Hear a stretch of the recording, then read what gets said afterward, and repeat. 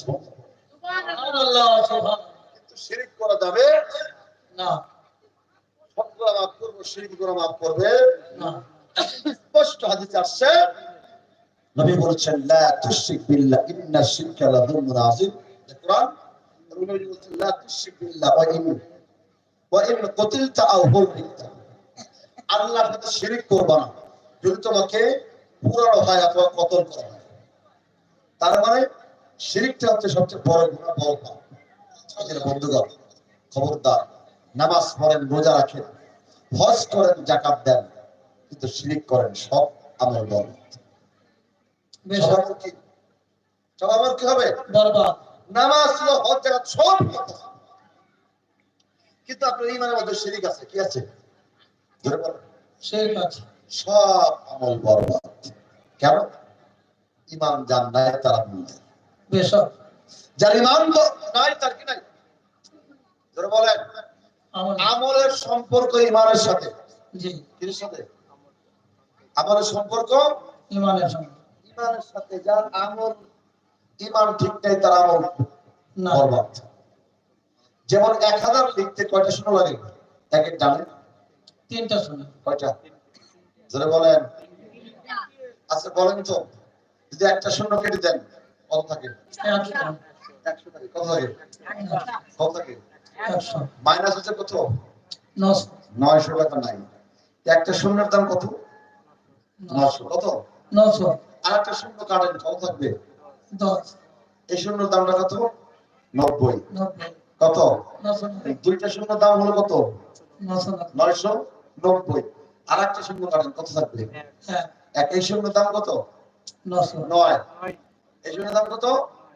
তাহলে 999 হচ্ছে তিনটা শূন্যের দাম, ঠিক কিনা? জি। বামে কত আছে? জোরে বলেন। 1। তাহলে একের ডানে তিনটা শূন্য থেকে কত হলো? 999 তিনটা শূন্যের মূল্য। কিন্তু তিনটা শূন্য আছে, বাম থেকে 1 সরিয়ে দেন, কত থাকবে? কত বললেন? থাকবে কিছু? জি। কেন? কারণ ওই শূন্যর মূল্য হচ্ছে 1-এর সাথে সম্পর্কিত। আপনি 1000 আমল করেন, ঈমানের মধ্যে আপনার ফলবান আছে, ঈমানের মধ্যে শিরক আছে, কুফর আছে, সব ভালো আমল বরবাদ। বেশক বুঝাচ্ছে কথা? বুঝাচ্ছে? লাইন শাকারতুম লাযিদান্নাকুম। আমার যেমন আমি আল্লাহর শুকরিয়া আদায় করব। কি আদায় করবে? শুকরিয়া আদায় করবে। আল্লাহ পাক বলে, বান্দা এই শুকরিয়া আদায় করার কারণে আমি আল্লাহ আমার নিয়ামতকে আরো অনেক দূর বাড়িয়ে দেব। কণ্ঠে বলেন সুবহানাল্লাহ। ওয়ালাইন কাফারতুম ইন্না আযাবি লাশাদীদ। সুবহানাল্লাহ সুবহানাল্লাহ। আমার জন্য আল্লাহর সাথে ফরমানি করবে, শিরক করবে, কুফর করবে, আমার আযাব হবে অতি কঠিন। আযাব হবে কঠিন, কঠিন। ইন্না আযাবি লাশাদীদ।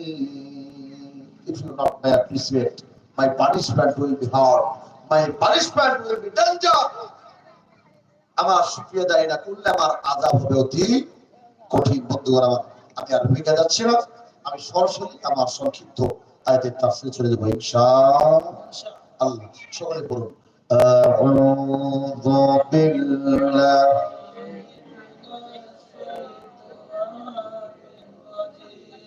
বিসমিল্লাহির রাহমানির قل إن كنتم تحبون الله فاتبعوني يحببكم الله